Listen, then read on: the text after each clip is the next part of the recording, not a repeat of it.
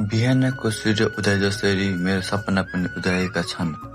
अनन life star नाम गरेको YouTube च्यानलमा सब्स्क्राइब गरेर यो मेरो पहिलो भिडियोलाई माया दिनुहुन्छ भन्ने आशा छ। र म को हुँ, के गर्छु, कहाँ बस्छु भन्ने कुरा मनमा लागिरहेको छ भने आउनुहोस् एउटा सानो परिवार बनेर यिनीहरूको चिन्जान गरौँ। मेरो यो सूर्य जस्तो उदयको सपना अस्ताउन नपरोस्।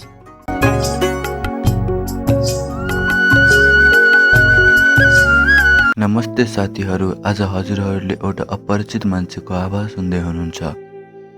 एउटा यस्तो मान्छे जसले सानै उमेरदेखि जीवनका धेरै उतार चढावहरू पार गर्दै यहाँसम्मको यात्रा तय गरेको छ। उसको जीवनमा खुसीका पलहरू कम र सङ्घर्षका दिनहरू धेरै थिए। कहिले परिस्थितिसँग हार्नु पर्यो, कहिले आफ्नो सपना टुटेको हेर्नु पर्यो, कहिले आफ्ना भनेर विश्वास गरेका मान्छेहरूबाट टाढिनु पर्यो। तर पनि जीवन भनेको हार मान्नु होइन रहेछ, धेरैचोटि लडेर पनि फेरि उठ्ने साहस गर्नु रहेछ। धेरै आँसु झारेर पनि मुस्कुराउने प्रयास गर्नु रहेछ। यही विश्वास र आशालाई साथमा लिएर आज म हजुरहरूको सामु उपस्थित भएको छु। म कुनै ठुलो व्यक्ति होइन, न त मसँग कुनै विशेष प्रतिभा नै छ। म त केवल एउटा सामान्य मान्छे हुँ जसका केही सपना छन्, केही अधुरा कथाहरू छन्, केही खुसीका पलहरू छन् र केही पीडाका यादहरू छन्।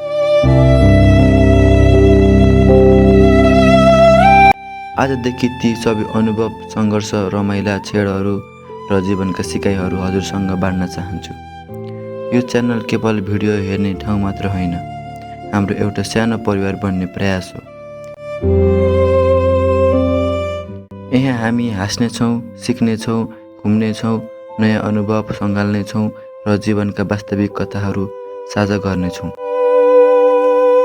म आफ्नो यात्रा देखाउँछु, आफ्नो गाउँ देखाउँछु, आफ्नो ठाउँ, आफ्नो संस्कृति र आफ्नो दैनिक जीवनका पलहरू हजुर सम्मुख पुर्याउँछु।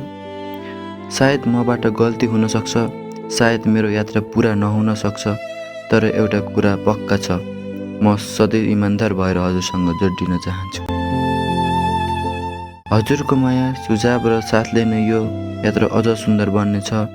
आज म यहाँ एउटा नयाँ आश, नयाँ सपना र नयाँ सुरुवात लिएर आएको हुँ। अब यो यात्रामा सानो परिवार बनाऊँ। हजुरहरूको एउटा लाइक, एउटा कमेन्ट, एउटा सुझाव र एउटा साथले मेरो हौसला अझ बलियो बनाउनेछ। साथ दिनुहोस् र यो यात्रालाई अझै अगाडि बढाउँ। आउनुहोस्, आजबाट हामी सबै मिलेर एउटा नयाँ अध्ययन सुरु गरौँ।